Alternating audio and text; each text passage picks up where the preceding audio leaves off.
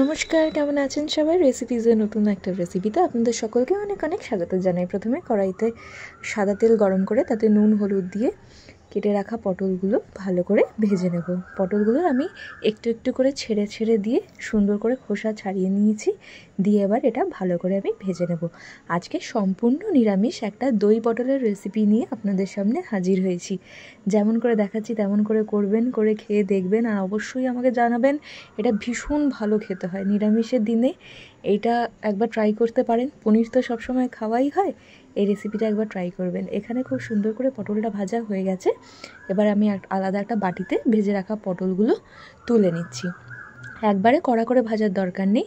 Colour change হয়ে এলে আর পটলটা একটু সেদ্ধ হয়ে এলেই এটা তুলে নিলেই হবে, কারণ ঝোলের মধ্যেও তো এটা ফুটবে। আর যেটুকু তেল বেঁচে আছে ওর মধ্যে এবার গোটা গরম মশলা ফোড়ন দিয়ে দিচ্ছি, আর দিয়ে দিচ্ছি তেজপাতা, আর দিয়ে দিচ্ছি আদা কাঁচা লঙ্কা বাটা।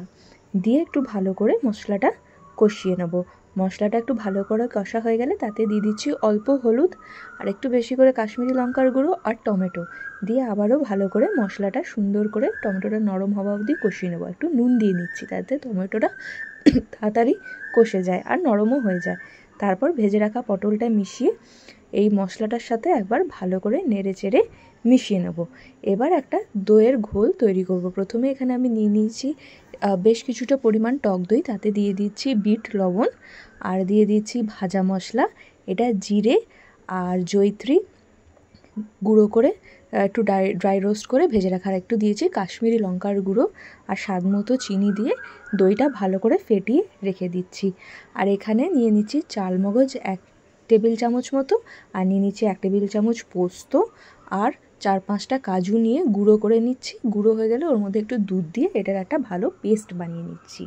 তারপরে এখানে দেখুন আমার মশলার সাথে পটলটা একটু কষা হয়ে গেছে। এর মধ্যে আমি দিয়ে দিচ্ছি যে দইয়ের ঘোলটা বানালাম সেইটা দিয়ে আবারও ভালো করে একটু আমি মিশিয়ে নিচ্ছি। এতে এখন অবধি কিন্তু আমি জল অ্যাড করিনি। এটা দিয়ে ভালো করে মিশিয়ে নিয়ে এতে যে কাজু পোস্ত চালমগজের পেস্টটা বানিয়েছি সেটা দিয়ে দিচ্ছি, দিয়ে ভালো করে মিশিয়ে নিচ্ছি। দিয়ে এবার একটুখানি বাটিগুলো ধুয়ে জল দিয়ে এটা আমি ঢাকা দিয়ে ফুটতে দেবো। দেখো কি সুন্দর এখানে তেলটা ছেড়ে এসছে। এটা ঢাকা দিয়ে ফুটতে দিয়েছিলাম। এবার এতে আমি খালি ঘি দিয়ে দিচ্ছি, আর কিচ্ছু দেবো না। আপনারা চাইলে কসুরি মেথি বা ধনেপাতা দিতে পারেন, তবে আমি কিচ্ছু দিইনি। একটু কড়াইটা ঢাকা দিয়ে গ্যাস অফ করে রেখে দেবেন। খুব সুন্দর তেল ছাড়বে আর খুব সুন্দর রং আসবে। ট্রাই করে জানাবেন।